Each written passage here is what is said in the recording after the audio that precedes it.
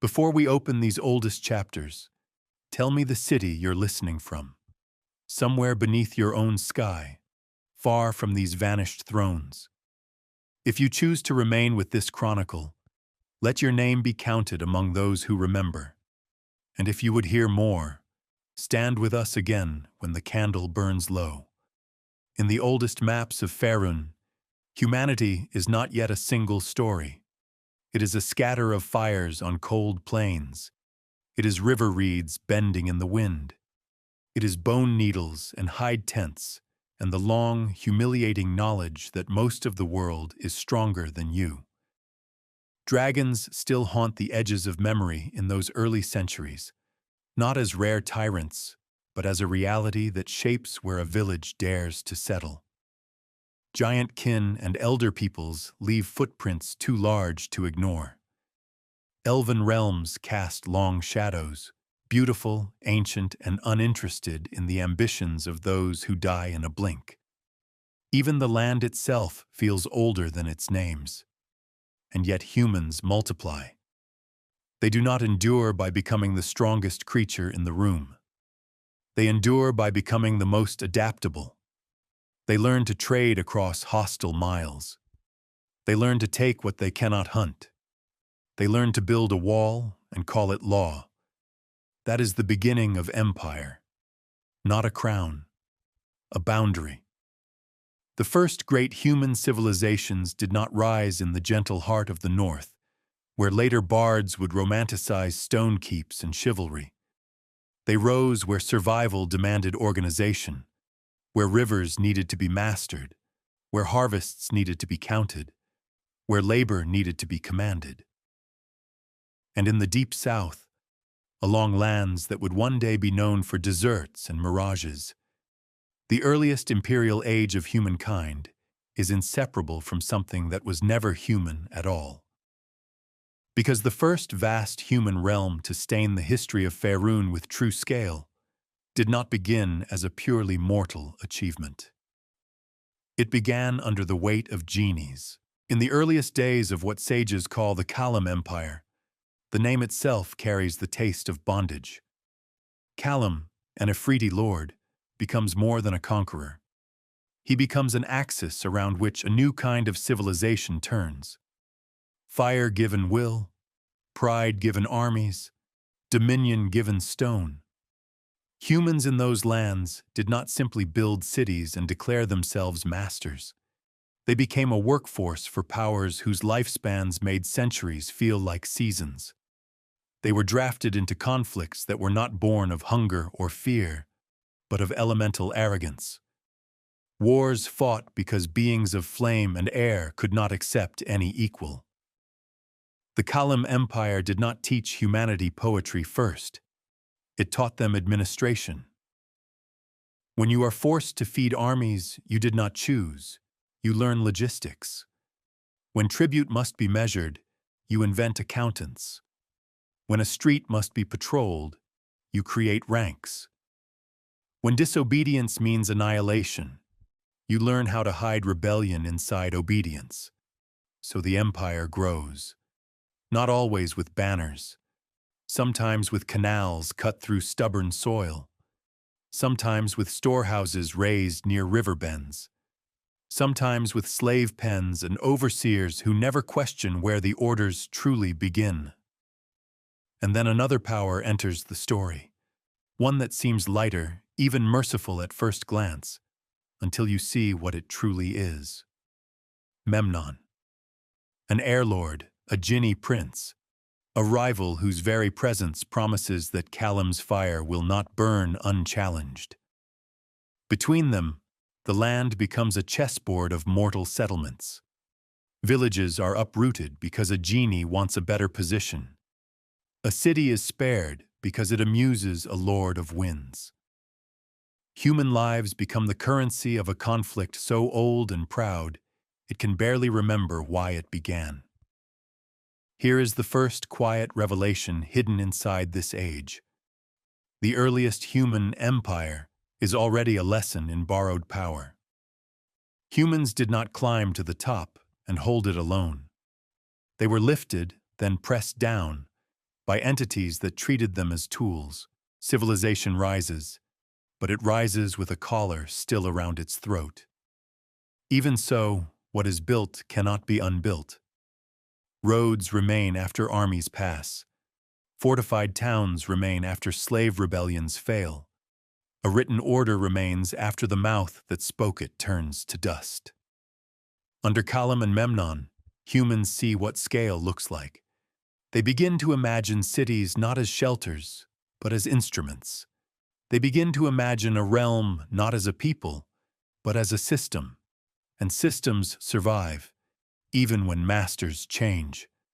The middle of this chapter, its turning point, is not an epic battle that ends the age in a single blaze. It is something colder. It is the moment humans begin to understand that if genies can rule them through structure, then mortals might one day rule mortals the same way. Because empire is contagious, and the South is only the first proving ground. Far beyond those lands, in the East where later centuries would speak of golden deserts and god-kings, another human power is already gathering its first breath. Not under genies, but under mortal hands that will soon believe they can rival anything. Imaskar is not yet the name of a global fear. Not yet.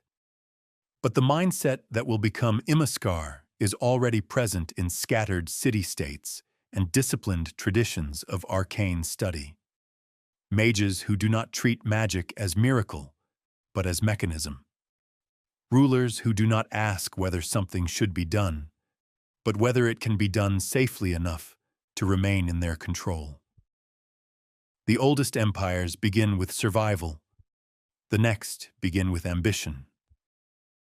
And beneath it all, Faerun learns an early truth that never truly leaves it. The first human golden ages were never clean. They were welded together by exploitation, terror, and a brilliance that could not exist without something being broken to pay for it. The Kalam Empire's legacy is not a single throne that endures. It is the realization that humans can be organized at scale, forced into a shape that outlives individuals, and that once this shape exists, others will try to wield it.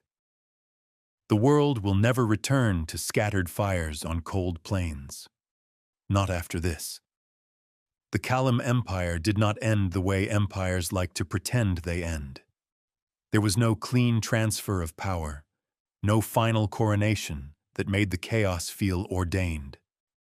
There was only exhaustion, cities hollowed by tribute, fields trampled by armies that did not eat like mortals, and a population that had learned, by bitter repetition, that a ruler who cannot die has no reason to listen. For generations, Kalam's fire and Memnon's wind made the South a theater of elemental pride.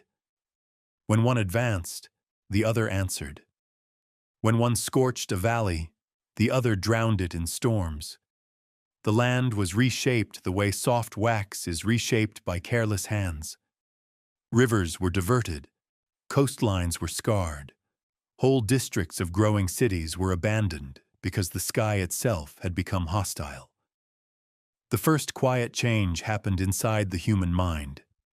At the beginning, people survived by obedience.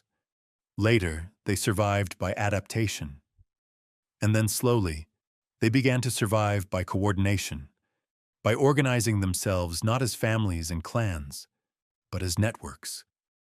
Merchants who learned to move grain without being noticed. Scribes who learned to copy decrees while hiding forbidden messages in the margins. Foremen who learned to count laborers not just as bodies, but as leverage. A population trained under tyranny becomes fluent in systems, and systems can be turned. In time, resistance did not look like a mob with spears. It looked like an empire's own machinery being quietly denied. Storehouses that miscounted, work crews that moved too slowly, garrisons that found their wages late. No single act was enough to provoke annihilation. Together, they made conquest expensive. Then came the moment that redefined everything. The realization that the genies themselves were not one will. Callum's Ifriti did not love Memnon's jinn, and Memnon's jinn did not kneel to Callum's flame.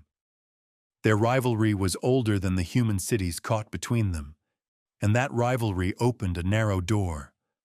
One mortals could slip through without ever fully understanding what they were touching. When the war finally broke toward its end, it did so with a kind of desperation that only immortal arrogance can create. The conflict became less about rule and more about humiliation, less about territory and more about proving that the other could be made to yield. It was in that final tightening spiral that alliances shifted. Jinn, who had once used humans as pawns, began to see them as something else, a stabilizing weight that might end a war that threatened to consume everything. Mortal leaders, hardened by decades of fear, learned to bargain upward, not as equals, never as equals, but as indispensable instruments. In the middle of this chapter lies the anchor that makes the Callum Empire more than a footnote of monster kings. Callum and Memnon did not simply fade away. They were stopped. The most enduring accounts agree on the shape of the outcome even when details vary across traditions. The two genie lords were ultimately bound and imprisoned, sealed away beneath the very land they had brutalized. Their conflict did not vanish. It was contained. Their wrath did not die. It was buried. The scars of their war remained on the surface, while the presence of their hatred became an underground inheritance. In that single act, the South learned a forbidden lesson. Even a being that feels like a living force of nature can be constrained if enough power, planning, and ruthlessness are brought to bear. The victory did not make the world gentle. It made it realistic. Because the moment the genie lords were gone, the vacuum did what vacuums always do. It pulled in human ambition. Cities that had been supply hubs became capitals. Bureaucrats who had learned to feed foreign armies became ministers who could feed their own. Families who had managed trade routes under threat became dynasts who believed commerce was destiny. Over time, the lands that would be remembered as Calimshan emerged from the wreckage, still shaped by genie legacy, still haunted by old pacts and old ruins, but now ruled by mortals who had inherited the empire's methods. The cruel irony is that freedom from an inhuman master does not guarantee humane rule. The tools of control remained: taxation, forced labor, surveillance, courts that could make disobedience feel like sacrilege against order. The language changed. The machinery did not. People who had once been treated as expendable learned to treat other people the same way, because that was how the world had taught them to survive, and the land itself carried memory. In Calimshan's deserts and cities, older than any palace, there lingered places where the air felt wrong, where sand piled in unnatural shapes, where ruins seemed to have been melted and reformed, where even a quiet night could feel like it was listening. Travelers and sages would later speak of buried prisons and bound powers with careful words, because to speak too boldly was to tempt the attention of things that had never truly accepted defeat.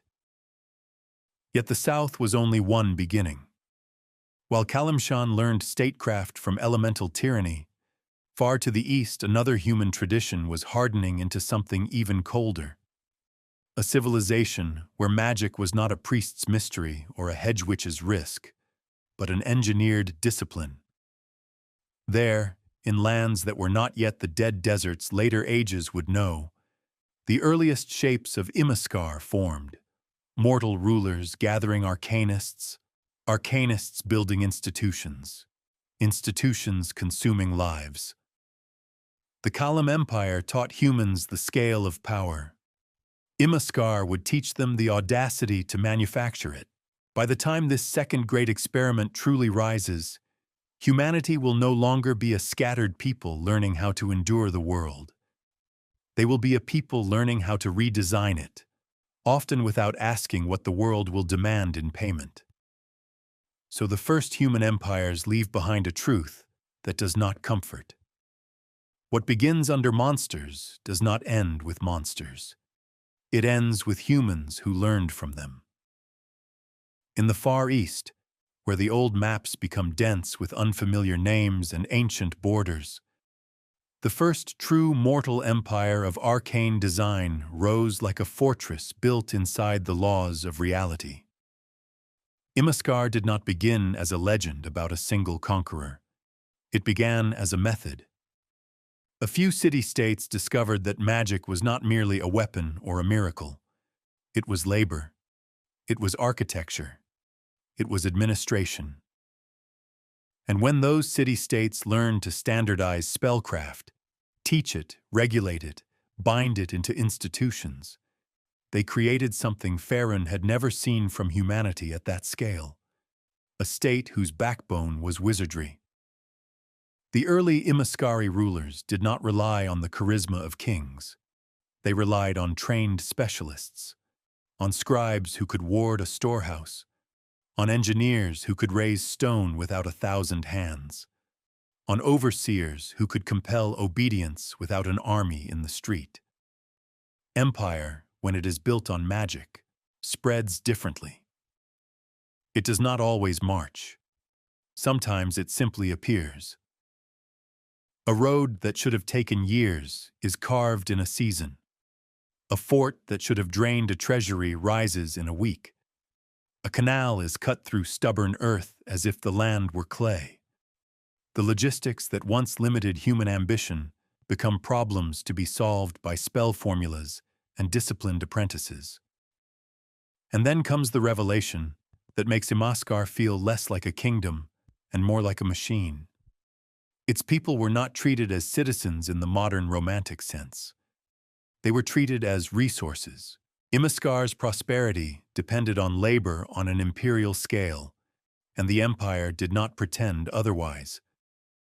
Slavery, wide, institutional, and brutally normalized, fed the work of mines and quarries, the expansion of cities, the construction of magical infrastructure, and the endless appetite of arcanists who wanted time and materials to pursue even larger projects.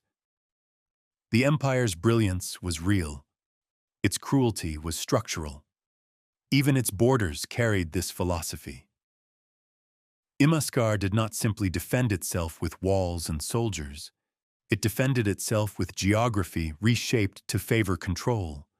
Deserts, wards, fortified passes, and magical barriers that made invasion costly and rebellion almost impossible to coordinate. And yet, Imiskar did not fear other mortal nations the way later realms would. It feared limits. When you can bend stone and summon light with a gesture, you begin to see nature as negotiable. When you can move armies with portals and strike with spells beyond bowshot, you begin to see distance as an illusion. When you can build a society on captive labor and enchanted enforcement, you begin to see morality as a private concern rather than a public constraint. In the middle of this chapter lies the anchor that changes how the listener understands Imiskar's entire arc. Imiskar's greatest ambition was never merely conquest.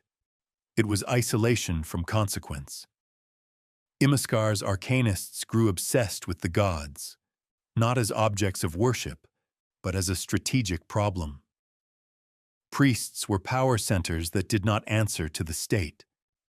Divine magic was a rival system of authority, and the gods themselves represented a terrifying unknown. Beings who could punish, interfere, reshape destiny, and claim souls beyond any imperial law. To a ruler who believes the empire must be total, the gods are unacceptable. So Imiskar did what only an empire drunk on its own competence would attempt. It reached beyond the world for labor.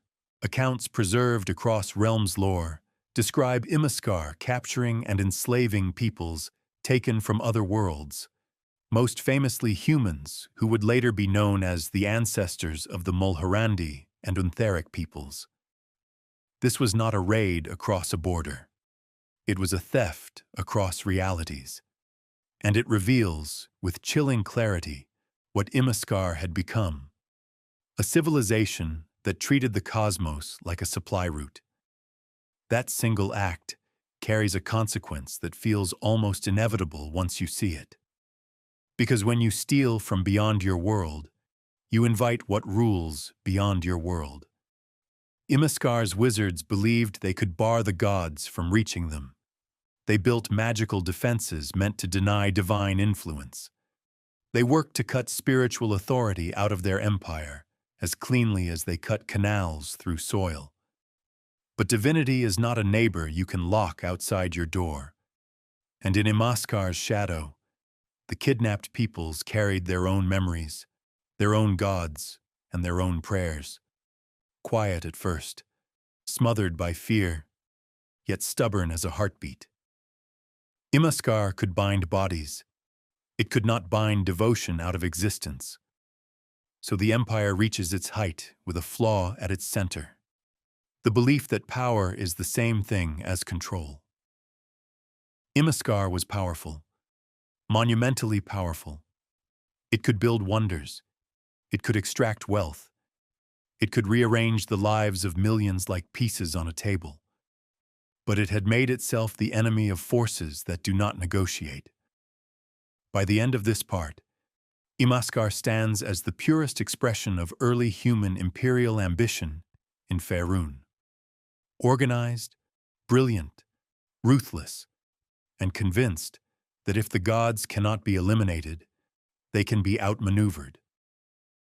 That belief does not feel like arrogance when you live inside an empire that works. It feels like inevitability, and inevitability is the most dangerous illusion an empire can afford. Imaskar's collapse is sometimes told like a moral fable, an empire so proud it deserved to fall. That is a comforting story. It makes history feel orderly. The truth is darker. Imaskar did not fall because it lacked brilliance. It fell because its brilliance aimed itself at the wrong target, and because it mistook silence for absence. For generations, the empire's arcanists refined their defenses against divine reach. Wards layered over wards, temples monitored, restricted, or emptied. Priests treated as liabilities.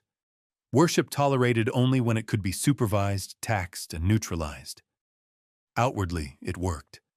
Imaskar remained stable. Its cities remained rich. Its roads remained safe. Its slave markets remained full. Its bureaucracy remained precise. In the imperial heartland, the system felt eternal.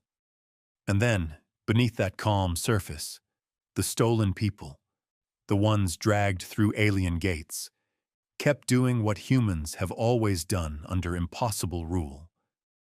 They remembered. They whispered names that were forbidden. They taught children prayers that were meant to die with the old world they had been torn from. They watched their masters build wonders and listened for any crack, any imperfection, any moment when the machine hesitated. Because even the most efficient empire cannot remove grief, it can only compress it. That grief, in time, became a lever. The canon tradition most often preserved among realm sages holds that the enslaved peoples appealed to their gods with a desperation that crossed the barriers Imaskar believed were perfect. Whether this happened through a flaw in the wards, through the sheer persistence of devotion, or through intervention that Imaskar never fully understood, the outcome is consistent across tellings. The gods answered, not with polite warnings, not with negotiations, with arrival. The critical anchor of this part is the moment the empire realizes it has miscalculated the nature of divinity. Imaskar tried to deny the gods access to its realm. Instead, it provoked them to enter it directly. Through power so overwhelming that defense became a meaningless word. In many accounts, the deities most closely associated with those enslaved peoples, powers later worshipped in Mulhorand and Unther, manifested in Faerun to break the chains of their followers. The event is remembered not as a simple liberation, but as a cataclysm that tore through the structure of Imaskari control. Because an empire built on magical engineering cannot withstand divine intervention that treats its greatest wards like thin glass. The gates that had stolen lives now became liabilities. The very techniques that let Imaskar manipulate reality now offered pathways for retribution. Strongholds that had been unassailable under mortal siege became irrelevant when the assault did not come through walls. And what followed was not merely a war. It was the unraveling of a system. Imaskar relied on coordination, on magical communication, on enforcement networks, on transportation that kept far provinces tethered to the center. Once those threads snapped, the empire did not fight in a unified way. It fragmented. Provincial governors chose survival over loyalty. Local arcanists made private bargains. Slave revolts erupted not as isolated riots, but as a chain reaction, a fire racing through dry grass. Here is the quiet, brutal revelation that sits beneath the spectacle of gods marching. Imaskar's cruelty created a population that knew exactly where to strike. Slaves knew supply routes. They knew storehouses. They knew which towers held warding runes. They knew which officials could be killed to make records vanish and debts collapse. They had been forced to learn the empire's anatomy. When the moment came, they reached for its throat with practiced hands. The land itself remembers the fall. In later ages, the region associated with Imaskar becomes marked by deep scars, lost cities, and deserts where fertile realms once stood. The fall is not simply political. It is environmental, architectural, metaphysical.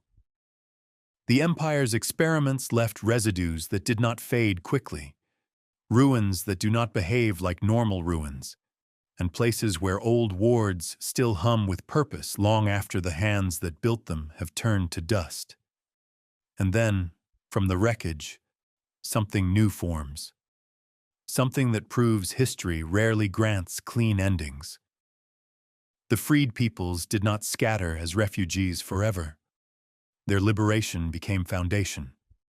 In the eastern heartlands, they formed kingdoms that carried their gods openly and built states around certainty, Mulhorand and Unther. Imaskar's defeat did not end empire. It changed its flavor. Where Imaskar was a cold machine of arcanists and slavery, the successor realms emerged as divine monarchies, lands where faith and law were braided together so tightly that to disobey the state could feel like disobeying the heavens. This is how Imaskar leaves its final, heavy imprint on Faerun. It teaches that even the mightiest mortal empire can be shattered in a single historical breath if it dares to treat the gods as obstacles. The empire that tried to make itself godless did not create freedom. It created a world where gods walked closer, where theocracy became power, and where the memory of arcane tyranny would haunt every later wizard who dreamed too boldly. By the end of this part, Imaskar is no longer a living empire. It is a warning buried in sand. When Imaskar broke, it did not leave behind a simple absence. It left behind a vacuum filled with two things that rarely share the same room without violence: liberated people and living gods.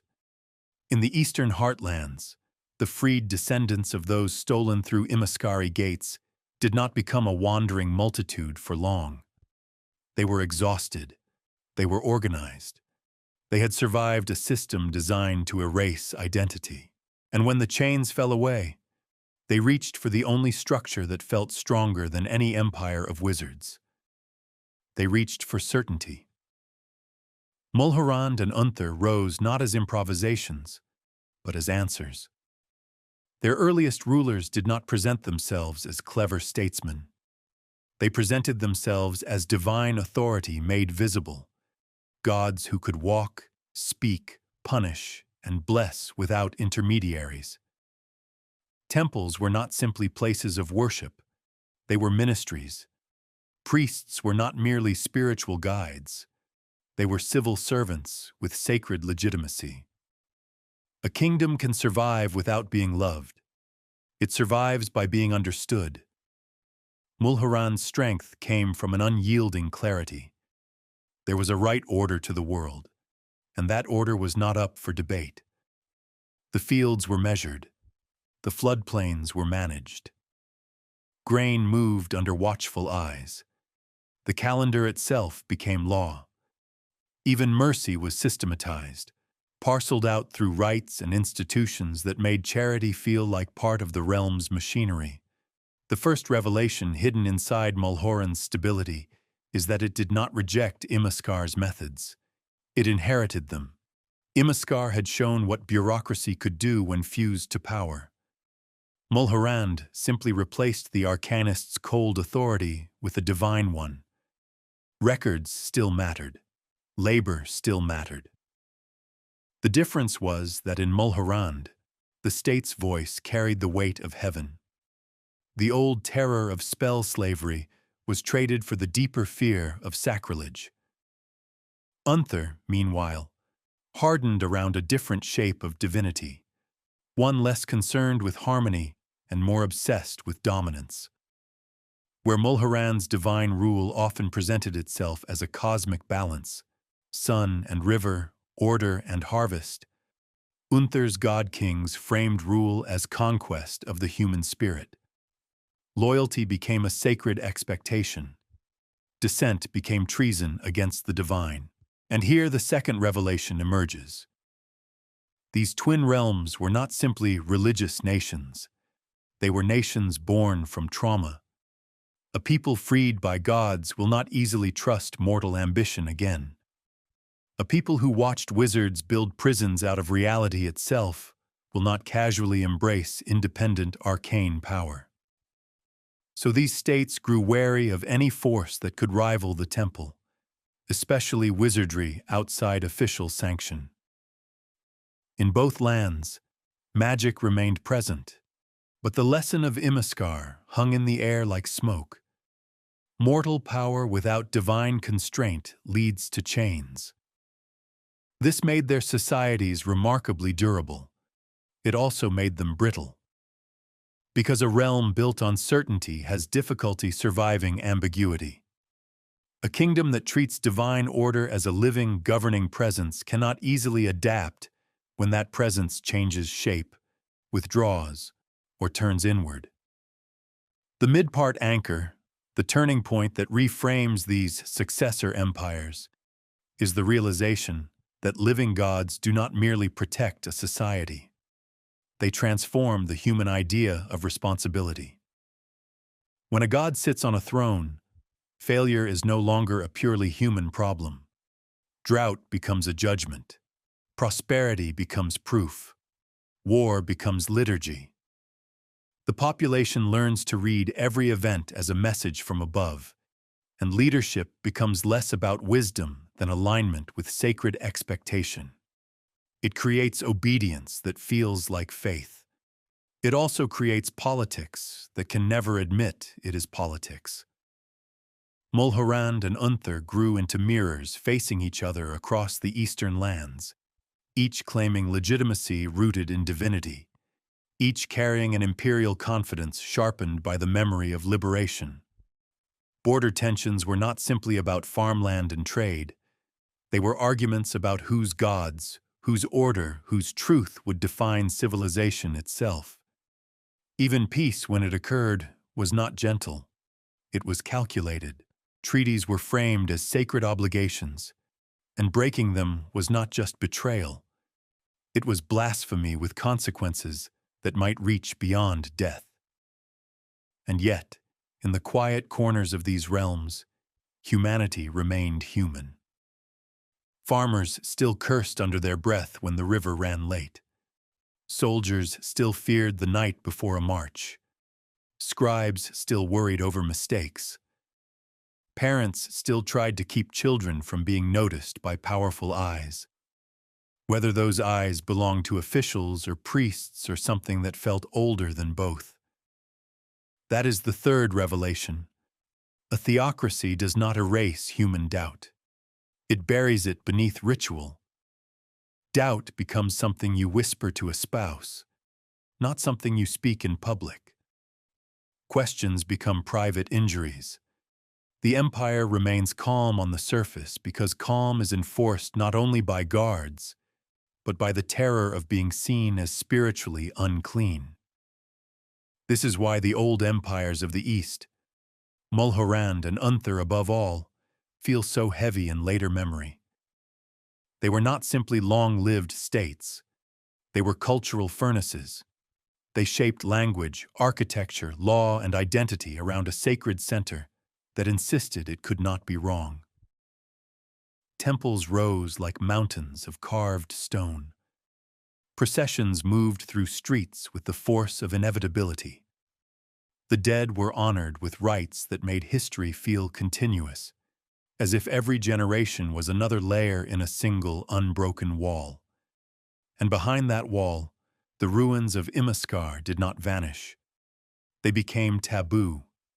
They became temptation. Wizards and priests alike understood what lay buried in the old heartland, remnants of an arcane empire that once believed it could deny the gods. For the faithful, those ruins were proof of divine justice. For the ambitious, they were a reservoir of forbidden technique. Dangerous, not because it was unknown, but because it was known too well. So Mulhorand and Unther carried a paradox at their core. They existed because the gods had intervened, yet they ruled over lands haunted by the evidence that mortals can still reach for powers that invite catastrophe. By the end of this part, the first human empires no longer look like isolated experiments scattered across the map. They look like a lineage. The Kalam Empire taught humans scale under inhuman masters. Imiskar taught them systemic control through magic. Mulhorand and Unther proved that divine authority could become empire just as surely as wizardry, and that replacing one form of absolute power with another does not cleanse history. It only changes the shape of the chains. The Eastern heartlands learned to endure through divine certainty. Far to the northwest, another people learned to endure through something colder: distance, winter, and the stubborn refusal to die quietly. After Imaskar's ruin, not every survivor stayed where the gods had planted new thrones. Not every freed soul wanted to live forever under a temple's shadow. Across the long years that followed, groups moved, north and west, into harsher lands where old powers cared less, where borders were not already spoken for, where a mortal could become something new simply by disappearing into the empty spaces of the map.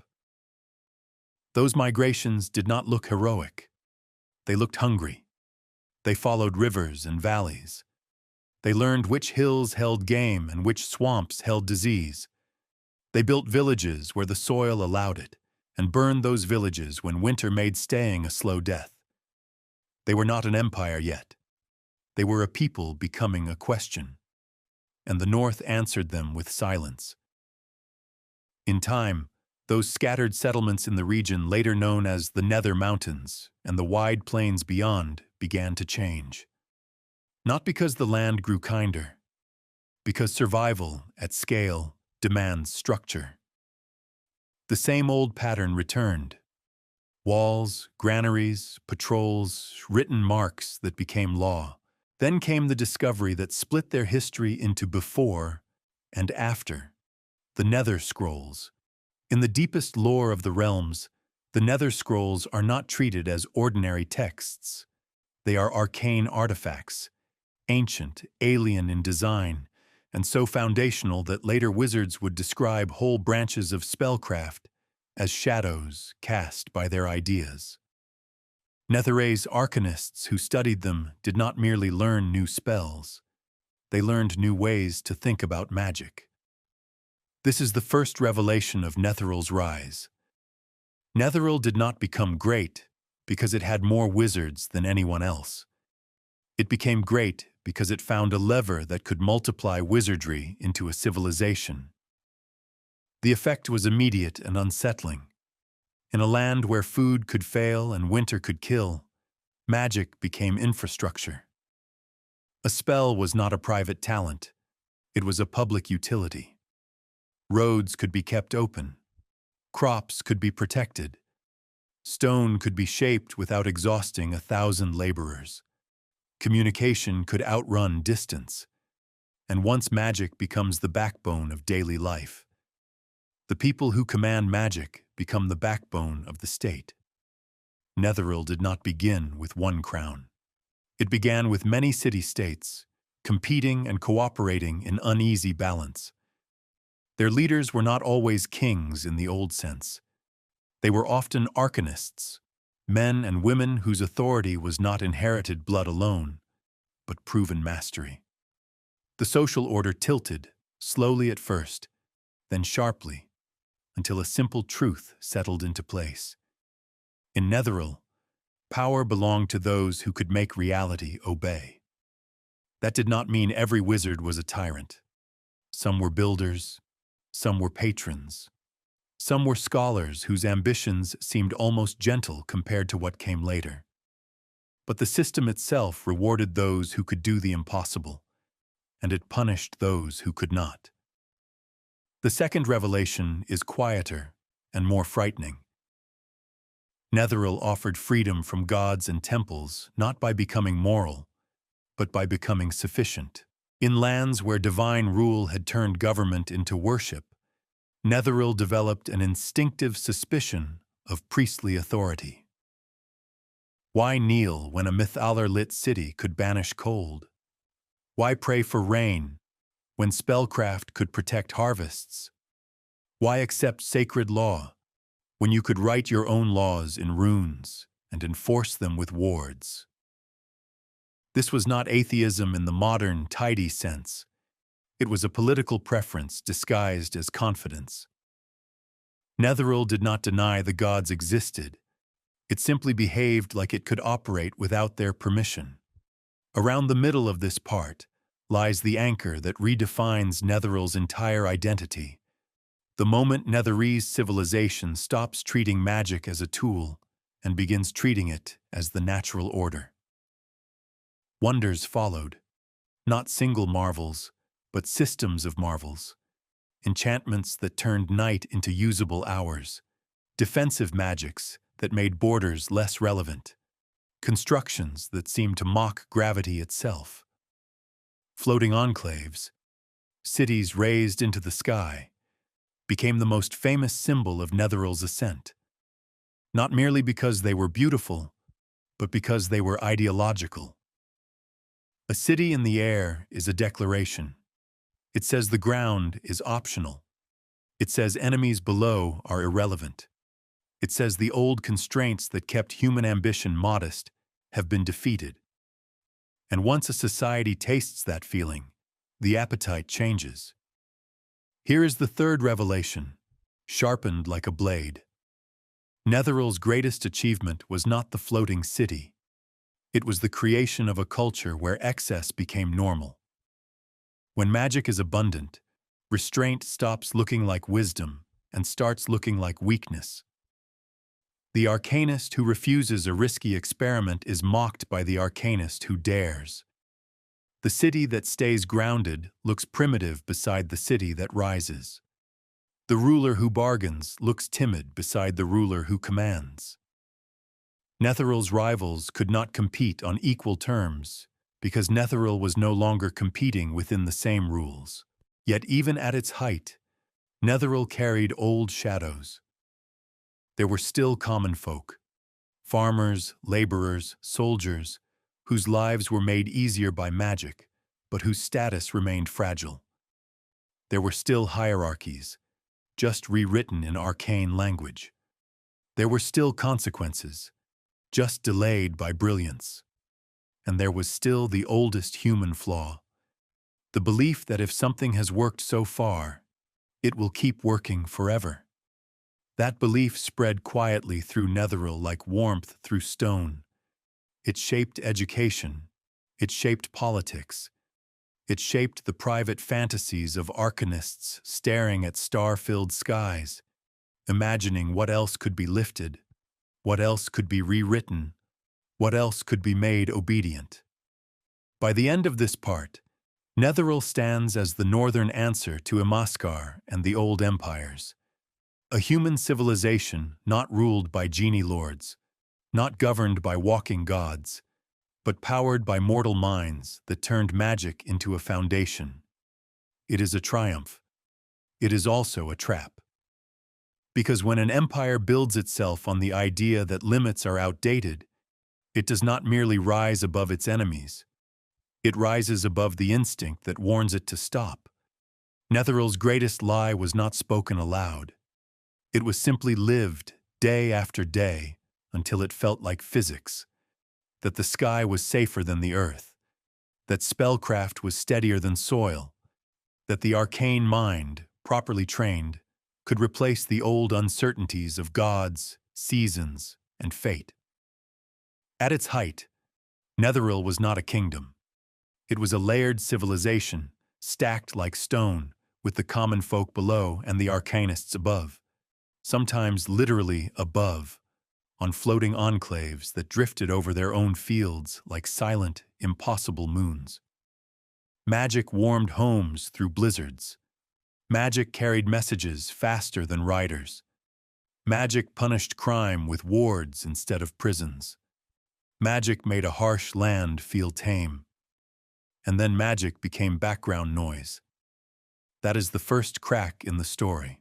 When wonders become ordinary, the appetite turns toward what has never been done. The arcanists began to measure themselves not by what they could build, but by what they dared. The old idea of too far began to sound like cowardice. Netheril's culture rewarded audacity with status. It rewarded risk with glory.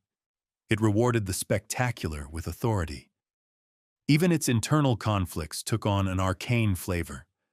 Rivalries fought through patronage, ideology, and displays of power rather than simple armies. A mortal might rise in Netheril not by inheriting land, but by becoming indispensable.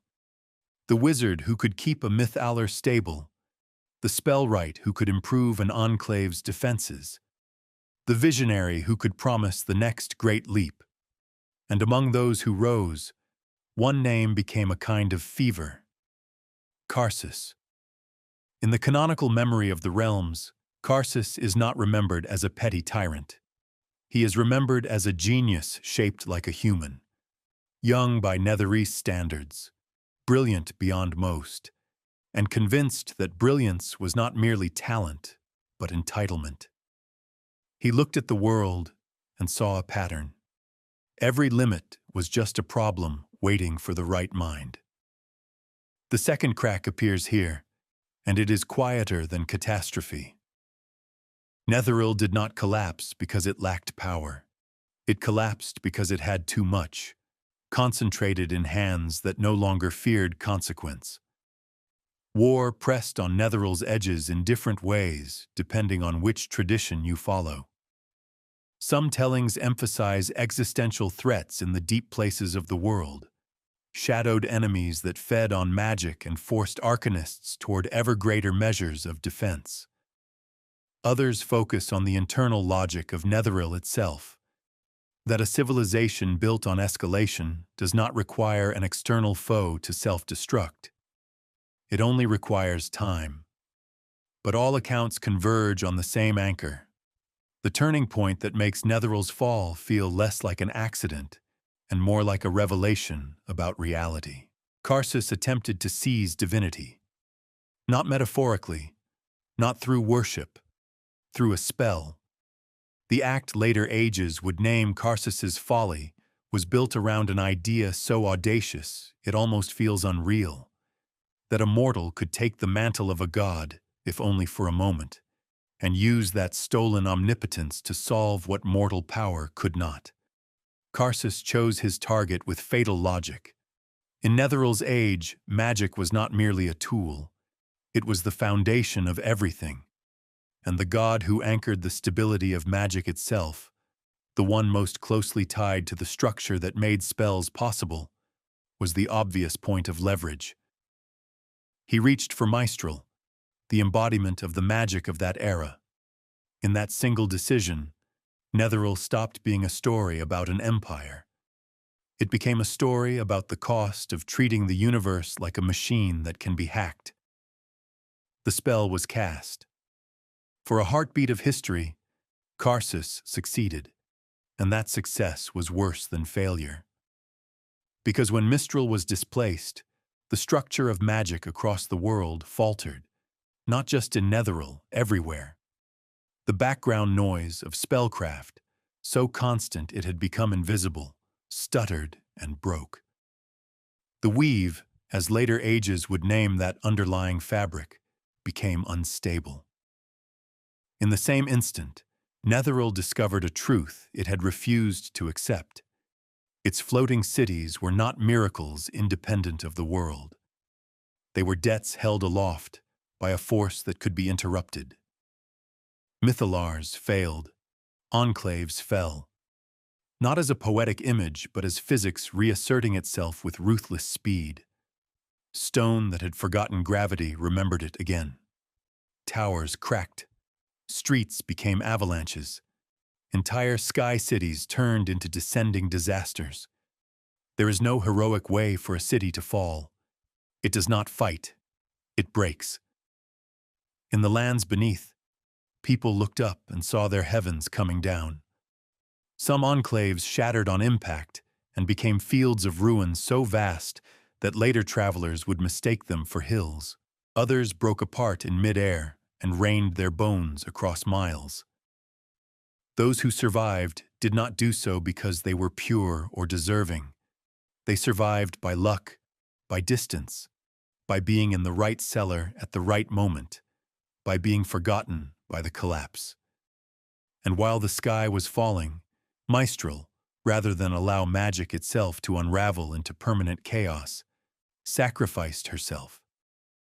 The canon tradition holds that she died to preserve the continuity of magic, and in dying was reborn as Maestra, with new laws written into the fabric of spellcraft. Those laws carried a quiet judgment. The highest magics, those that could bend divinity, rewrite the structure of reality, or risk the stability of the weave, would no longer be accessible in the same way. The age of the most reckless arcane escalation ended not with a treaty, but with a cosmic limitation. Netheryl's fall was not merely the end of a nation. It was the end of an era of magical possibility. And then the land itself changed. The ruins of Netheryl did not sit in a green valley like a cautionary monument. The region's fate became entangled with other deep forces, ancient enemies, arcane residues, and the long aftershock of a magical collapse on a continental scale. Over time, the fertile heartland became the Anarok, a desert whose emptiness feels like an accusation. To later minds, the desert looks natural, inevitable, as if it had always been waiting there. It was not. It was consequence made geographic. Netheryl's legacy is often misunderstood as too much ambition. That's a half-truth. The heavier truth is this. Netheryl proved that human civilization can become dependent on a single pillar so completely that when that pillar falters, everything collapses. Not just buildings, but meaning. The empire that tried to rise beyond limits did not merely fall. It taught Faerun that even the greatest human triumphs can be undone by one mistake made at the wrong height. And long after the dust settled, the world still lived inside the new boundaries that mistake forced into existence. After Netheryl, Many in Faerun learned to fear wizardry the way a sailor fears a flawless sky, beautiful, promising, and capable of turning lethal without warning. But human ambition did not retreat. It only changed its language. Along the inner sea, where warm currents carried ships between crowded ports and rival coasts, a different kind of empire rose, one that did not hang its future on the weave, and did not bow its governance to walking gods. It built itself on something quieter, more intimate, and in many ways more terrifying: the mind. Jamdath was never famed for floating cities or god-kings. It became known for discipline of thought made into state power, psionics shaped into an imperial identity. Where Netheril built wonders you could see from miles away, Jamdath built control you could feel only after it had already reached inside you. At first, the realm looked like a practical success story: a chain of wealthy coastal cities and fertile lands, a seaborne trade network that moved grain, timber, and crafted goods across the inner sea's arteries, a culture that prized learning, not only in schools and libraries, but in the trained inward focus of psionic talent. And then the deeper pattern emerged. Jamdath's governing class was defined by its mind lords, psionic elites who treated thought as an instrument. They could sense intention. They could harden resolve. They could break focus. They could soothe panic in a crowd or plant doubt in a rival's council. It was governance by invisible leverage. That is the first revelation of Jamdath's ascent. Its power did not rely on keeping people inspired. It relied on keeping people manageable. Tax collection becomes easier when dissent can be anticipated. Courts become smoother when witnesses can be read. Armies become steadier when fear is dampened and aggression sharpened. Even diplomacy changes when your negotiators can taste hesitation across a table. The realm grew prosperous. It grew confident. It grew convinced that it had found a cleaner path than the shattered arcane empires and the heavy theocracies.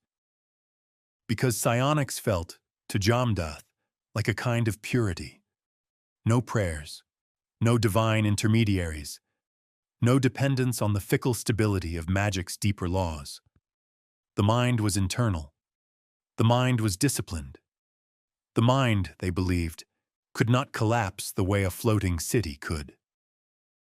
That belief became their second revelation, and their first mistake.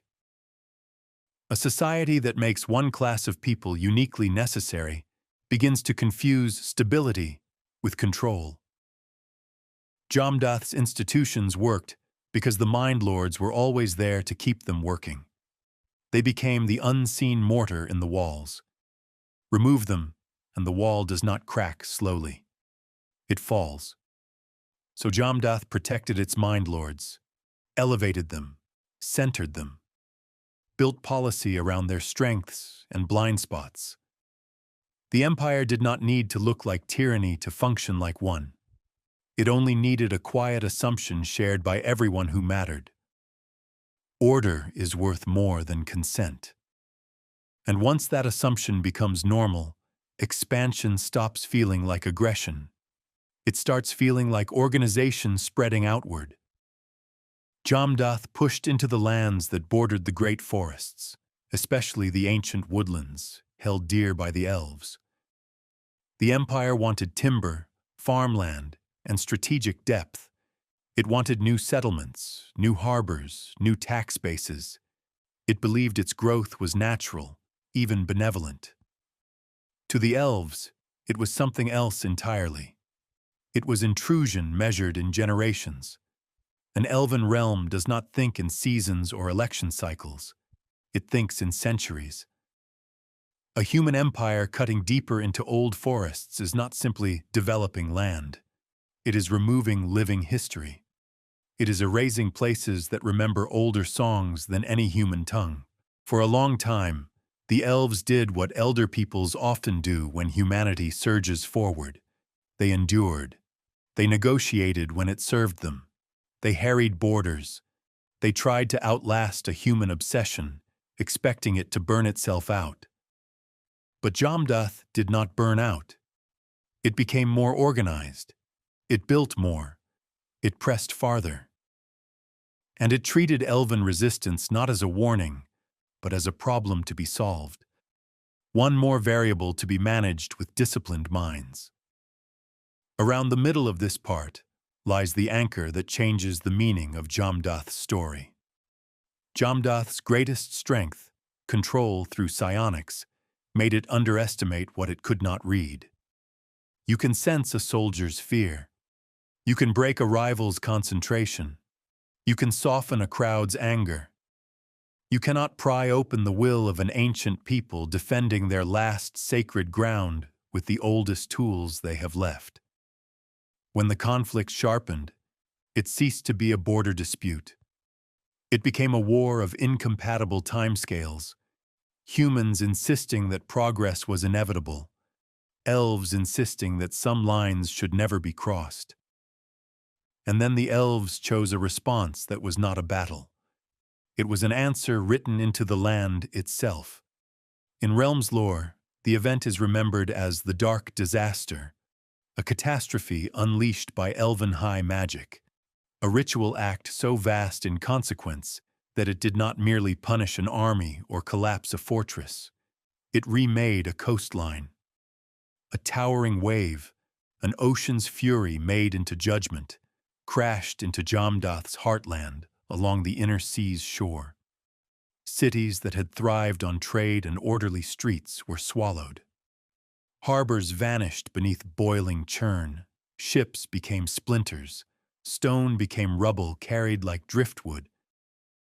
Jamdath did not lose a war. It lost its geography.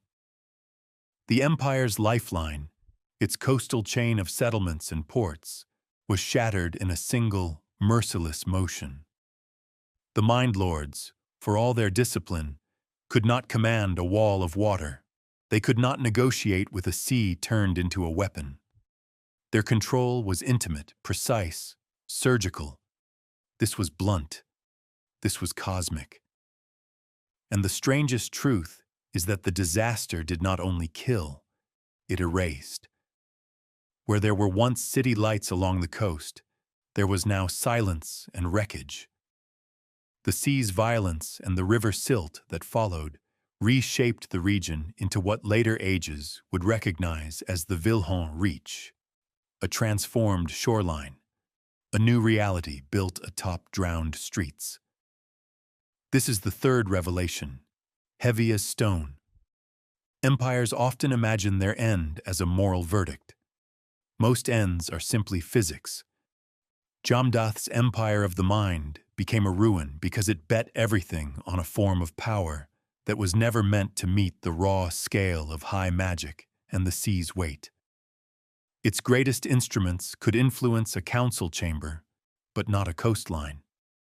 Its greatest strength could regulate a citizenry, but not the consequences of pushing an ancient people past endurance.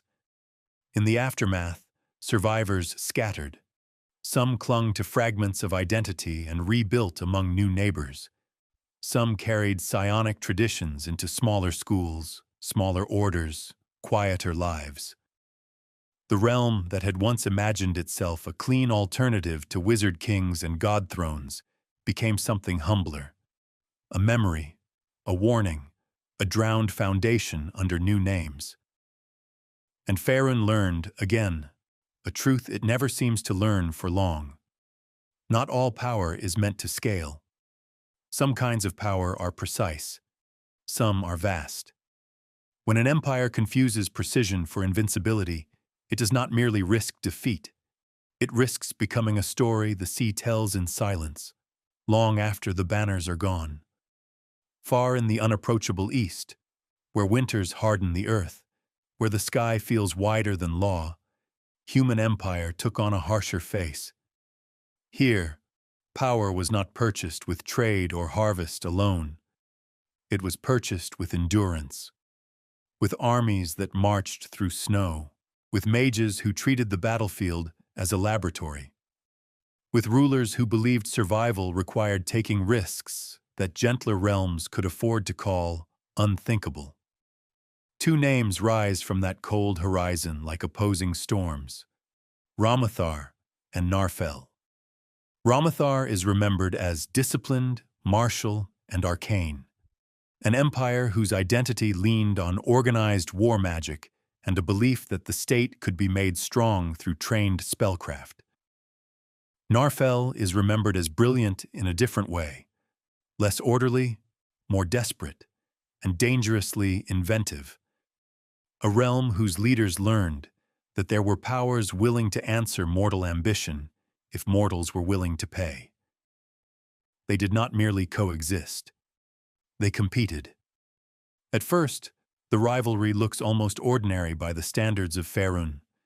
Contested frontiers, raids, fortresses razed and burned, treaties written and broken when the next generation forgot why the last one had signed. But the deeper truth emerges quickly. In the Far East, the land punishes weakness, so empires there are drawn toward escalation the way a blade is drawn toward a whetstone. Ramathar refined war as craft. It trained battle mages. It built military doctrine around spell and steel moving as one. It treated arcane talent not as a private miracle, but as a state asset, recruited, instructed, and placed where it could break an enemy's line or hold a pass that should have fallen. Narfel watched this and learned a lesson that was both clever and fatal. If the enemy perfects mortal magic, then the answer is not merely stronger mortal magic. The answer is something else. Here is the first revelation of Narfel's rise. Narfel's leaders turned to fiends not because they were ignorant, but because they were strategic. They sought weapons that did not tire, allies that did not age, and knowledge that no academy could teach. In later realms lore, Narfel's infamous demon binders become the symbol of that choice. Mortals who believed they could bargain with the abyss and still keep their hands clean. They were wrong, but in the beginning, it worked. A bound fiend is a terrifying advantage. It is shock and terror given form. It is a weapon that can break morale before swords ever meet. When Narfel unleashed such forces, the battlefield did not simply become dangerous, it became obscene. Ramathar responded the only way an empire of disciplined arcana can respond, by matching the threat with structure, stronger wards, harder counterspells, new doctrines, new fortifications, new rituals meant to keep the enemy's summoned horrors from gaining a foothold. So the war changed. It stopped being about borders. It became a contest of metaphysics, whose power could be made to scale, whose servants could be made to obey, whose safeguards could hold under strain. And that is where the second revelation arrives, cold and unavoidable. Fiends are not tools that stay used. They are wills. They are hunger. They are patience given claws. Around the middle of this chapter lies the turning point that later ages could never forget. Accounts differ on the exact sequence, whether a great binding failed, whether a pact was broken, whether a summoner tried to command what could not be commanded. But the shape of the outcome is consistent across traditions. The fiendish powers Narfel called upon did not remain contained. They slipped their chains, or they shattered them, or they waited until mortals loosened them in desperation, believing they could tighten them again later. No empire learns fast enough when it believes it is winning. The moment the fiends were truly loose, the rivalry between Ramathar and Narfel stopped mattering to the beings now walking their lands. To a fiend, a human border is not a line. It is a suggestion. The war that had been fought for human dominance became something else, a feeding ground. Ramathar fought like an empire that had always believed in organization. It raised armies, it deployed mages, It tried to seal breaches, purge strongholds, contain the spread.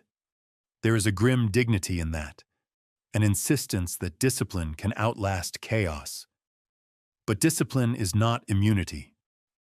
In the end, both realms were broken, not in a neat defeat, but in a collapse of their ability to remain themselves.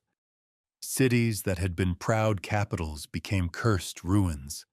Fortresses became traps. Old roads became haunted corridors where travelers later feared to linger. The landscape absorbed the trauma and kept it, as if the earth itself learned to remember. And then the third revelation settles in, heavier than any battlefield report. The true damage of fiendish power is not only what it destroys, but what it teaches survivors to become. Out of Ramathar's fall, the people who endured did not simply rebuild the same empire under a new banner. They carried suspicion like inheritance. They carried vigilance as culture. They remembered what it meant to face an enemy that could not be bribed, reasoned with, or exhausted. In later ages, the lands and peoples shaped by those memories would be known for traditions built to resist what Narfell had unleashed. Fierce, wary practices, and guardians who treated forbidden power not as a temptation, but as a recurring threat that must be watched forever. Narfell's legacy is even darker. It is not merely a nation that fell. It is a name that became a warning whispered when someone sought strength too quickly. It is the image of a mortal holding a chain and believing the chain makes him master, right up until the chain tightens around his own throat. So when sages speak of the first human empires, they do not speak only of glory and ruin. They speak of the kind of choices that echo longer than monuments. Netheril taught Faerun that magic without restraint can drop the sky. Narfell and Ramathar taught Faerun something colder still, that power taken from the abyss never arrives alone, and it never leaves without collecting what it is owed. The first human empires of Faerun are often remembered as separate legends, southern tales of genies, eastern chronicles of god-kings, northern nightmares of fallen sky cities, drowned coastlines, and Far Eastern wars that ended in ash. But when you hold them together, one pattern emerges like a wound seen clearly in lamplight. None of these empires truly died when their capitals fell. They endured as conditions. Kalimshan inherited the machinery of bondage and the memory of bound elemental powers beneath its sands. Mulhorand and Unther inherited Imaskar's administrative spine, wrapped in living divinity, and carried the trauma of enslavement forward as law. Netheril's fall rewrote the rules of spellcraft itself and left a desert where a heartland had been. Jamdath's ruin proved that a coastline can become a grave overnight. Narfell and Ramathar left scars in the east that made forbidden bargains feel less like superstition and more like a standing military concern. Empire in Faerun is not merely a period of dominance, it is a form of inheritance. Because every later human realm, Cormyr, Sembia, the Dales, Waterdeep's mercantile reach, the merchant cities of the inner sea, grew in a world already reshaped by those first experiments. Roads were built atop older roads. Laws were written in reaction to older tyrannies. Religious institutions gained power because earlier arcanists had abused theirs. Wizards were feared because Netheril proved that a single act of genius can become continent-scale disaster. This is the first revelation of the ending. The first human empires were not simply prototypes. They were the molds. Even when later nations believed they were free of ancient mistakes, they were often only free of ancient names. The same appetites remained: control, expansion, certainty, the dream of making reality behave predictably. And in Faerun, reality has always punished that dream. The mid-part anchor, the final turning point that makes the entire arc settle into a single truth, is not a battle or a coronation. It is the recognition that every one of these empires tried, in its own way, to escape dependence. Callum's realm tried to make mortals dependent on elemental lords. Imaskar tried to make mortals dependent on arcane systems instead of gods.